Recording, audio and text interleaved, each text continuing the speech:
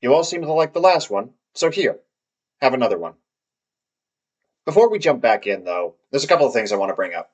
First, I just want to say thank you to everyone who watched the last video, as well as anyone who subscribed. I didn't expect it to do as well as it did, and everyone's kind words meant a lot. Yes, even those who laughed at my fishing failures. Second, I just want to address something that stands out a bit. Yes, my microphone quality is not great. It's a Razer headset microphone with a busted muffler that I bought 4 years ago, but it's the only half decent option I really have right now, and it's holding on for dear life. With that said, audio should be better this time around. I fixed my mistake in OBS, so you should get more clips of my raw, unfiltered reactions to the game spliced in between this, while also being able to actually hear me this time. Third, all of the footage you see here was recorded back in July. I played the game non-stop for a while, so much so I had to actively stop myself from playing more. Then some nice things happened that have just taken me away from the game, nothing serious. I've also been working on two other things not video related that have drawn my attention away, and I'm trying to better balance my priorities between the three a bit. With that said, I encourage you to stick around till the end. There's something I want to run by all of you, but we'll wait until the end of the video. Oh yeah, I would appreciate it if anyone liked, commented, and subscribed. I picked a wild time to start making videos, so every little bit helps at the moment. Now, with that all out of the way, let's begin. We return on the day of the Egg Festival. It's not until 9 a.m., so I tend my crops and do my cat dad duty and give Loki all the pets.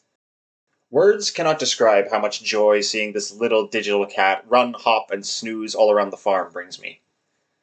I didn't know it at the time, but I'm supposed to fill his water bowl every day in order to keep him happy, just like any other cat, except this one doesn't scream bloody murder in your face at 6 a.m. when his food bowl is empty.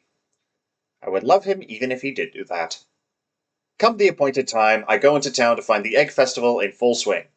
Time doesn't pass while I'm in these events, so I have all the freedom to go about the place for however long I want. PR sells special items on days like these, most of which I can't afford because I haven't been saving money. I do buy a single bag of strawberry seeds, though, something I'll come to regret later. Speaking to everyone, they all have one or two unique things to say related to the event. Some highlights include Gus's egg contributions. I hope everyone's enjoying the food. I've been cooking for days to get everything ready. Fried eggs, boiled eggs, poached eggs, deviled eggs, scrambled eggs, chocolate eggs, you named it. This actually sounds very nice. Pam spiking the punch with what I assume to be liquor. I put something nice into the punch. Oh, you scheming devil, you. Well, where's the punch? And Willie being a menace to society. Sometimes I'll hide an egg too well and no one finds it. Well, until summer rolls around, then the hot air starts to bring out the rotten smell. Who are you? This mysterious eye-patch-looking devil is Marlin. I have never seen this guy anywhere before, and initially I thought he was just someone who showed up only for events like these. My mind raced with all sorts of questions. Is he some sort of guardian protector? Does he have some secret past with the Valley and only shows his face during community events? He only has one eye, a bad leg. Did he become wounded in a war with the aforementioned Gotoro Empire? I would not have any answers today, but I walked away feeling like there was more to come.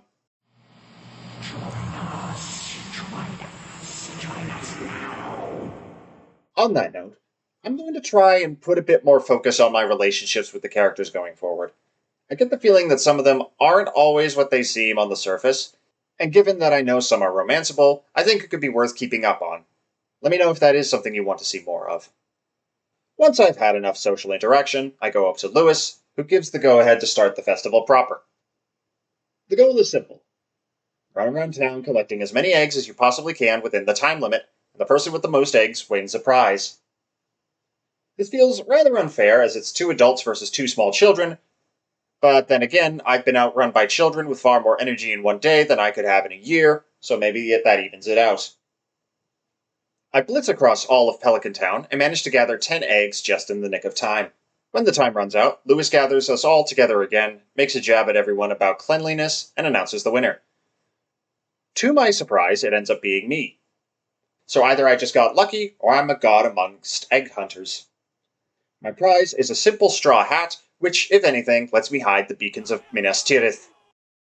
The next morning, I find the well has been completed, which will make watering crops all the more convenient. Once the chores are done, I set myself a goal, and that's making money. The Egg Festival helped me realize that having some money saved up to buy whatever Pierre has on sale is a good practice. That and money is a major component in building additions to the farm. But even with that said, right afterwards I realized there's a few things I still need to do that are kind of important. My storage is getting full, so I make 2 new chests, actually put them outside this time, and transfer everything with no care for organization. It's during this process that I decide I really need the backpack upgrade. The one row of items just isn't cutting it right now. My plan is to focus on fishing for a little bit, so I can save up for the bag. I sell my parsnip harvest and run into Penny on the way to the beach. She makes a half-hearted comment about the weather, and then apologizes for it right after, which immediately sets off some personal alarm bells. At the docks, I try to attach some bait to the rod, but couldn't seem to figure out how to do it. Unbeknownst to me, the starting fishing rod can't actually have bait attached, and this ended up being one of the few things I looked up at the start just to make sure I wasn't being an idiot and doing it wrong. I'm starting to get the hang of this fishing thing, as this round is far more successful than my previous attempts.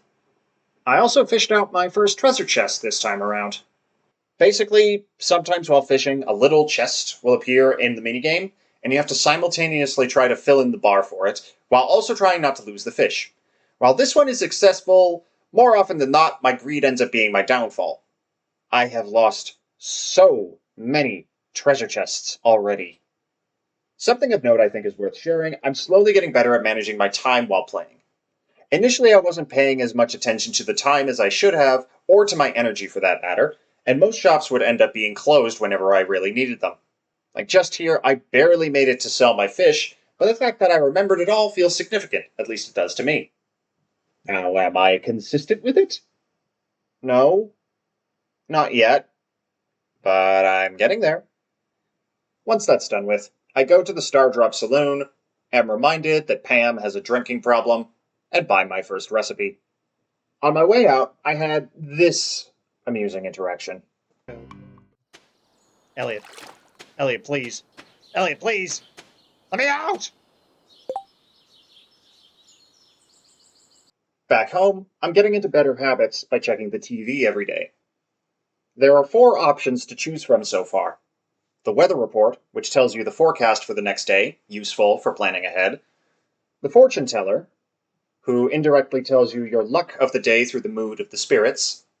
The Queen of Sauce, which sounds like a cooking show that teaches you a random permanent recipe. And Living Off the Land, which gives you helpful tips about foraging, farming, and other related activities. Speaking of, in the morning, I'm given some helpful advice regarding salmon berries. Across the various areas, these bushes are in season and are completely free to take, and it even suggests that this is a great way to make some extra cash. Given my current goal, this makes my eyes light up, and I know exactly what I'm doing with the day. Stepping outside, I'm greeted by the glorious sight of my first potato harvest, as well as a patch of wild seeds I'd planted earlier. Checking my mail, I received a letter from Granny Evelyn, giving me a heads up about how most crops only grow in one season, and that when summer comes, any spring crops I have will die. Now, I kind of misunderstood this. When she said plan ahead, I thought that meant have some summer seeds ready ahead of time. So when I went to Pierre's, I did so with the plan of buying just that, and was very confused that there wasn't any available. Where do I find summer plants then? Because we are in the summer, if I'm not mistaken. Looking back, I don't know why I thought this. I guess the salmonberry update and the message from Evelyn made me think that it had already transitioned to summer, but that's clearly not the case, because none of my crops are dead. But I still got it into my head that we were in summer. I have this stupid. Following that, I returned to the community center to complete my first bundle, and I'm rewarded with 30 wild spring seeds. Doing so also unlocks 2 more scrolls in the building, one in the room above, and the other in the main room. This is when I truly realized the sheer magnitude of completing every bundle. And you know what? Challenge accepted. Afterwards, I decide it's time to go exploring, as I've been kind of neglecting that side of things lately. I talk to Linus by the lake, walk past the ominous cave again, then check out the Adventurers Guild, which is still closed off to me. Right. Ruin adventurers only. When do I get a sword? Most of the exploring boils down to gathering every single salmon berry I come across. It doesn't last long, though, as I take a path that circles back home, and I decide that I'm going to spend my time clearing more of the land. Of all the things I expected to fall out of a tree, a velvet coat was not one of them. Concluding the rather productive day, I go to sleep and unlock a number of different recipes from increasing my proficiencies. I should probably talk about that, huh? Long story short, the more you do something like fishing or watering, the more you increase your proficiency in that thing. And the more you increase it, the more stuff you unlocked. In this case, I unlocked a stone fence, a mayonnaise machine, a sprinkler, a cookout kit, and moss soup. Given my habit of forgetting to craft literally anything, we're probably not going to see these in action anytime soon. With the morning comes another harvest and lots of mail. First is from Robin, apologizing for joking about the size of my house, and saying that I can have the place expanded to include a kitchen, which in turn will allow me to cook recipes. Next is an update from Willie, informing me that he has a better fishing rod and some bait for sale now. Third is a letter from my mom, saying how much she misses me and that she hopes the farming life is everything I hope for, with a bundle of my favorite cookies included. Nothing hits quite the same as Mom's homemade cookies. Fourth and final is a message from Pierre announcing he's selling fertilizers, putting some emphasis on potentially buying a few dozen boxes or so. So, of course, I decide to go support my local business. And, well, let me just show you what happened. Oh, so Robin is your mother. Okay. Welcome to Pierre's. How can I help you? Who is this?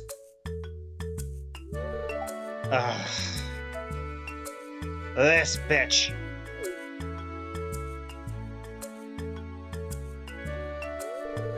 Come and get it, folks. Coupons for 50% off your purchase at Joja Mart. I'm gonna smack him. 50%?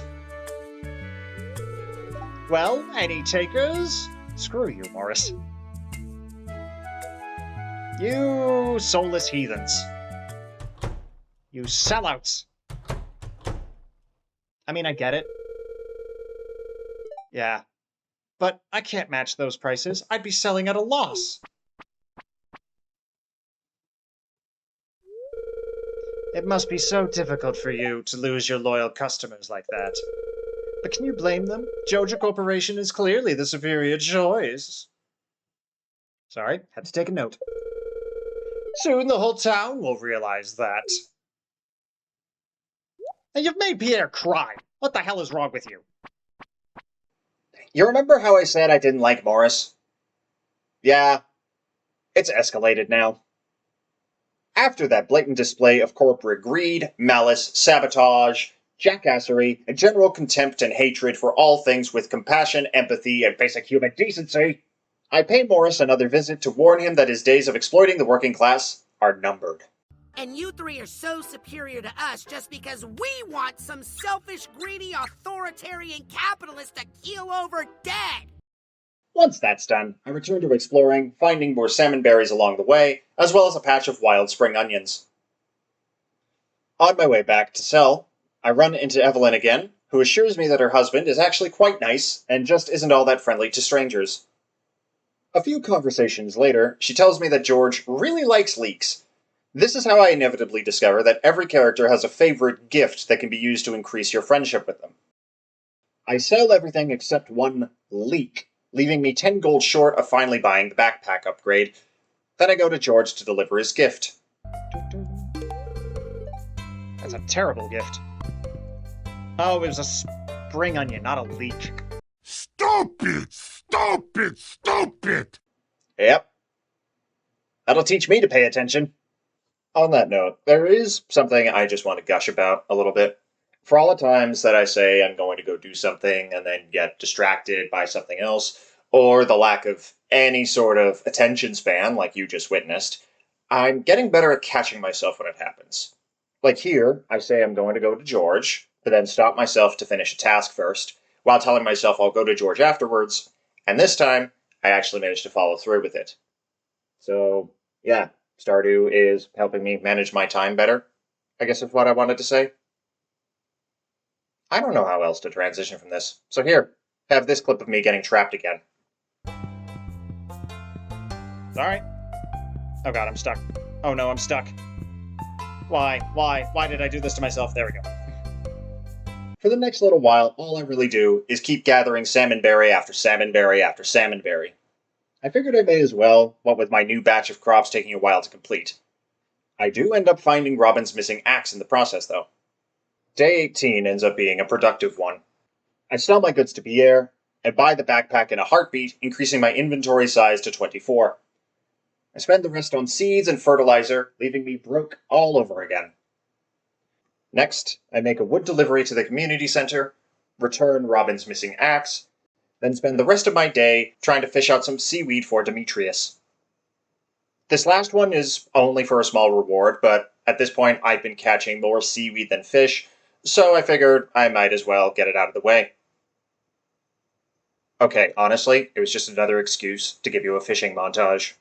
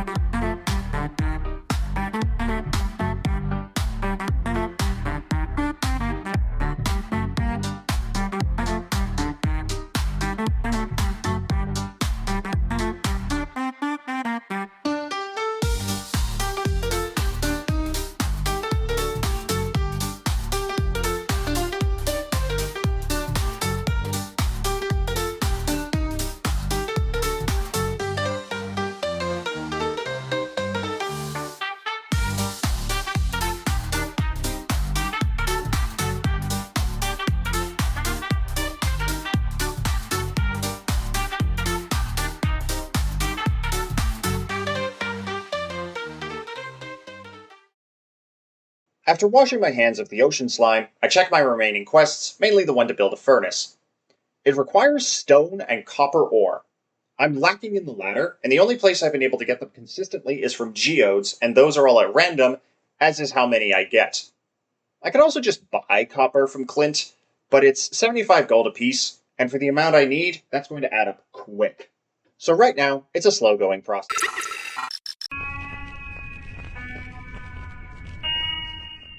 While reviewing the footage at this point, I realized I completely forgot to mention that at some point I planted my singular strawberry seed.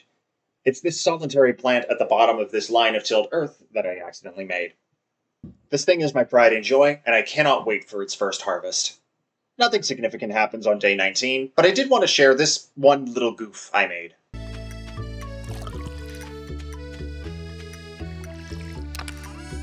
Need to stop doing that.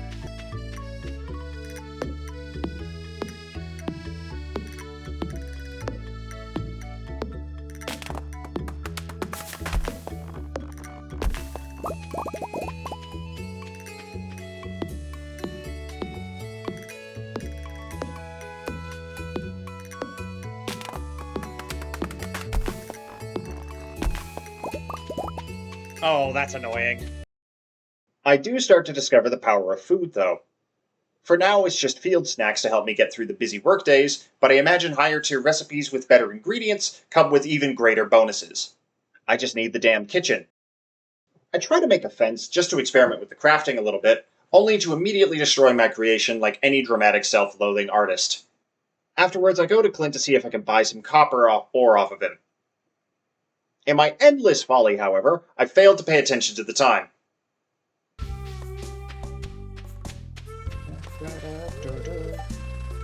Are you kidding me? I did that to myself. With nothing else to do, I go to the saloon and have a nice cool beer. On a whim, I just decided to sit in here for a little while and take in the atmosphere, and I'm glad that I did. Bit by bit, more people joined in with us until the place was pretty much packed. It was honestly a very sweet moment to see in this virtual community.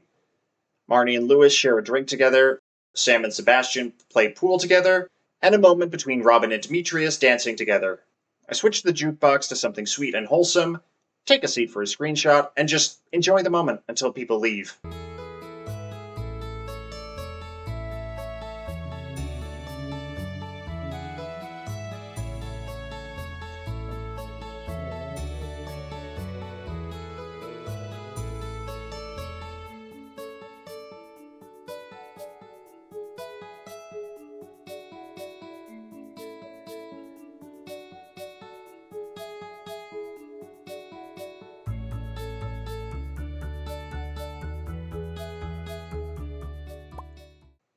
As I do, I'm met with a surprise, and rather than talk over it, I'll just let it play out.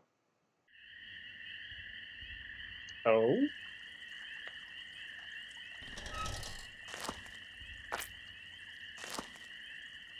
Linus?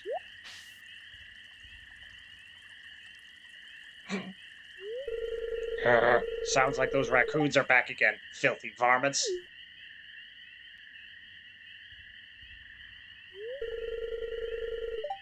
You turned up at the right moment, son. Could you do an old man a favor? Could you go around the corner and scare off those raccoons for me? They've been causing a real mess. Thanks. Make sure you give them a good scare so they never come back. I need to stop doing the accents, man. I keep slipping into them.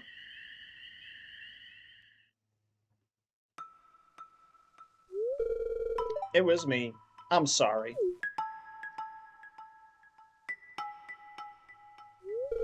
I find a lot of hot, fresh food in these cans. Stuff that will go to waste if I don't take it. Oh, buddy.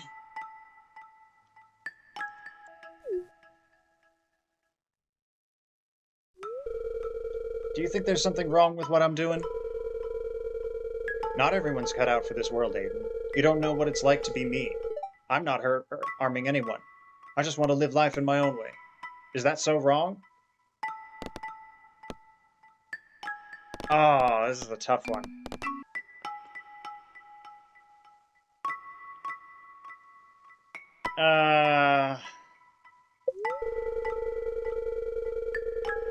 Please don't make me regret this.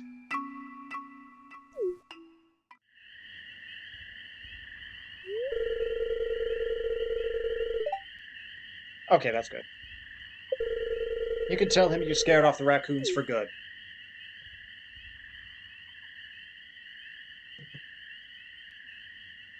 Right into Gus's.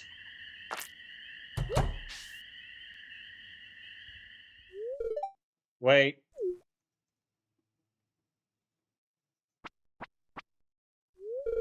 I know what you were doing, Linus.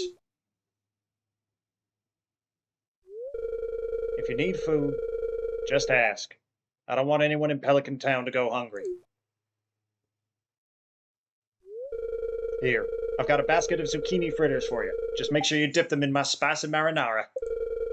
Go on, take it. That's really sweet. What the hell? This game already had my attention, but this was the moment where it really stole my heart. I don't know if there will be more scenes like this, but I am fully invested in everyone's story from here on out. Nothing really interesting happens on day 20. I do end up caving and buy as much copper ore from Clint as I can afford, and spend my evening gathering stones for my property. When I end the day, I increase my farming proficiency and unlock a bee house. I mean, there's other things too, but it's the bee house I care about the most at the moment. We are one step closer to the farm living up to its name. The following morning, I put my new copper to good use and build my first furnace. It takes 5 ore and 1 coal to make a single bar, and at the moment, I only have 2 pieces of ore left. Thankfully, unlike certain other games, it doesn't take what feels like a lifetime to smelt a single bar. But even if I did have more to smelt, with only the 1 furnace, it's going to take a long time to make the bars I need. It's another relatively uneventful day beyond that, but I do learn a delicious sounding radish salad from Queen of Sauce that evening. I'm also starting to sell stuff in the box more than Pierre's, as I finally realized that it shows your total amount of money earned using the box. Why it took me this long to notice that is anyone's guess at this point. Day 22, I declare once again that I'm going to build the coop and spend all my money on seeds to work towards the endeavor. This requires a field expansion, which I managed to mostly not fuck up. I go the extra mile and make fertilizer of my own. And as the cherry on top, I even make some wood paths and add an extra scarecrow for good measure. It's not a perfect garden, but you know what? It's my garden, and I'm proud of it. As the day comes to a close, I check my crafting recipes again, and I start to notice something rather glaring. Pine tar and moss. Yeah, I'm starting to get stuff that I can't even make yet because I haven't found the things. So, yeah, an iron bar. I can't even make that yet. I think I missed something. To bookend this productive day, I make possibly the most money I've made in a single bout. The coop is no longer a dream, it is on the horizon. Continuing this string of progress and production, I also harvest my first strawberry in the morning. The first of what will no doubt be many for the remaining spring season. Checking the mail, I'm informed of another community event, this time one called the Flower Dance. Lewis doesn't say much about it other than if I find a partner, I can participate in the dance myself, and it's in a clearing west of town between 9 a.m. and 2 p.m. It's otherwise yet another uneventful day, but it is where I'm really starting to feel the copper ore shortage. Buying ore just doesn't seem worth it in the long haul. I even take note of how low my mining skill is and that there hasn't really been a lot of opportunities to level it up so far. Wanting to feel like I accomplished something, I deliver wood and stone to the community center, and now all that's left to complete this bundle is some hardwood. Hardwood comes from these large stumps, but in order to chop them, I need to upgrade my axe, and to do that, I need 5 copper bars. Are you starting to see my predicament here? Because I was definitely feeling a little frustrated over this. On the plus side, my profits grow even further than before, and I'm less than 1,000 away from affording the coop. With day 24 comes the flower dance. I'm teleported out to the west of town, where the place has been decorated with, no surprise, flowers. Pierre has some more items for sale, including a collectible rare crow that I almost spend my savings on. Going around speaking to everyone, I can ask certain people if they want to be my dance partner for the day. This includes Sebastian, Abigail, Haley, Alex, Harvey, Penny, Maru, Emily, Leah, and Elliot.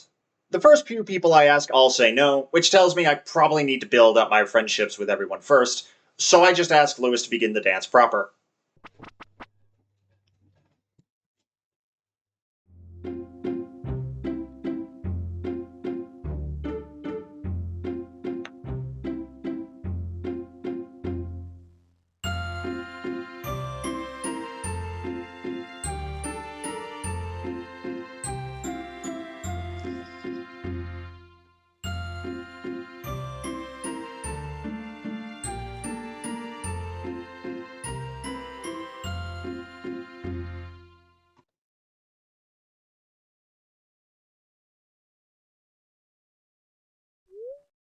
That was fun. Time to go home.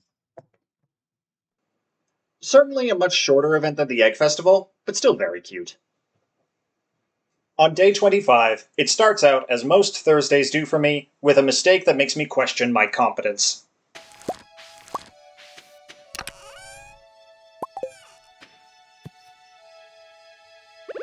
It's okay, I didn't want that flower anyway. First thing after that painful mistake, I deliver a parsnip to the community center, sell the rest to Pierre, then spend most of my money on potato seeds because this Thursday has spiraled out of control. To make some of my money back and feel better about myself, I spend the next couple in-game hours just fishing. It helps that I've started getting really good at the minigame at this point, making it an absolute breeze. Back in town, I run into Penny sitting alone on a bench, where she talks about how lucky we are to have a library, that a good book helps make it easy to forget the realities of your life, which may be why she likes books so much, then apologizes for getting carried away. This struck a chord with me, so I gave her a daffodil to help brighten her day a bit. But then, on the following morning, disaster struck.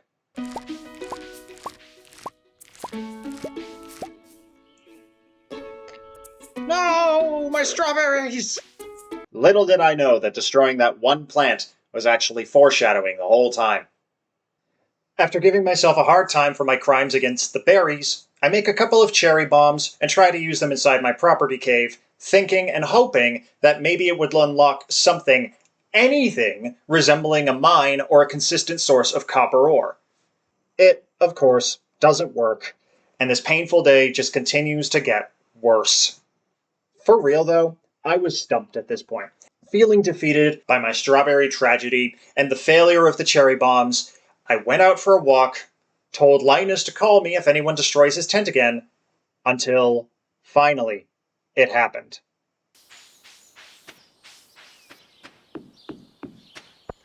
I don't think I've gone in here yet. Oh, this is where you are! Oh my god, I am a doofus!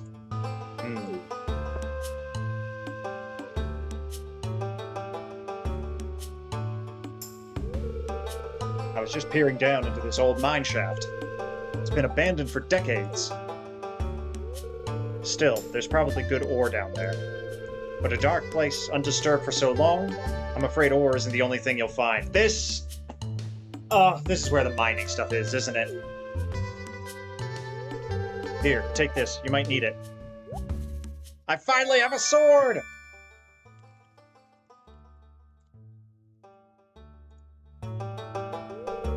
You received a rusty sword. Name's Marlin, by the way. I run the Adventurers Guild right outside. I'll keep my eye on you, prove yourself, and I might think about making you a member. Remember in the last video how I said I wouldn't come back here for a while? This is what I meant. Between then and now, it's been almost 6 hours worth of gameplay. I cannot overstate how equally elated I was and how absolutely dumb I felt at the same time. I even passed it at one point earlier, and I still didn't go inside.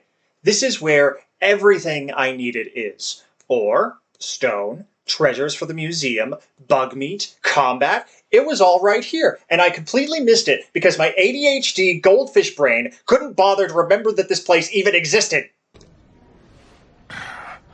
Apparently that's a trigger for me. So, moving on from that little rant, I was reinvigorated by this discovery. I dropped off the treasures to Gunther and declared proudly that I was going to spend the whole day delving deeper into the mines and claiming its treasures for my own. But, of course, me being me, I found a way to screw that up too. This is what happened. It was like 7 p.m. at this point in the recording, and I was tired and hungry.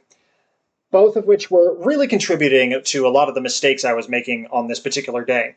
So I did the smart thing. I paused the recording, went to go make some food, took a little break, then came back to return to the mines. And like an absolute buffoon, I forgot to unpause the recording when I came back.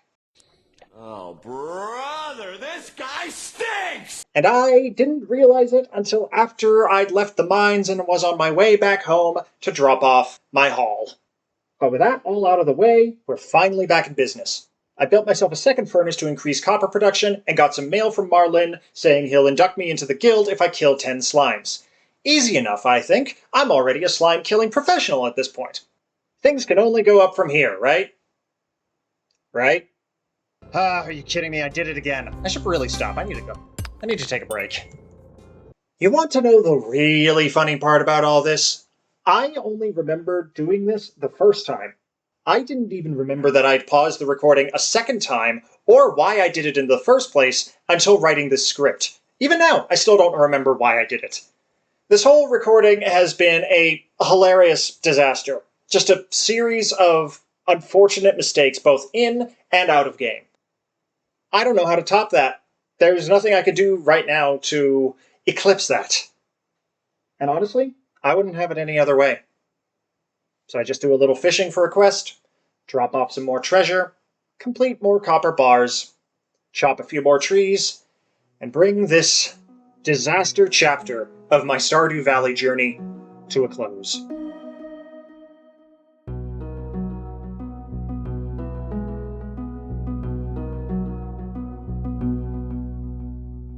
Hello. We are at the end of the video now. I know this one's already pretty long, so I'll try to make this last bit quick. First of all, thank you so much for watching. This has been a lot of fun to put together, and I hope you got some laughs out of it. I know it's the typical YouTuber jargon at this point, but I'd still really appreciate it if you like, comment, subscribe, and even share this video if you enjoyed it. Second, there's something I want to run by everyone. I currently have footage for about 4 different videos, approximately, going all the way up to the first day of winter. The problem I have right now is I'm very low on space, mainly because of Helldivers 2. And at the rate I'm making these videos, it's going to be a while before I can play and record Stardew again, unless I uninstall Helldivers, but I want to be able to play it. Not the point. So my question is this. Would you rather see me continue as I am, going over my individual progress in greater detail like in these last two videos, or would you rather see a more condensed, summarized version of my experience leading up to the winter, and then we pick up from where I am right now? I'm undecided on which one I want to do, so I figured I'd ask what you guys think. Anyway, yeah, that's it. Thank you for being here. I hope you enjoyed the video. And I'll see you hosers in the next one. Okay? Goodbye.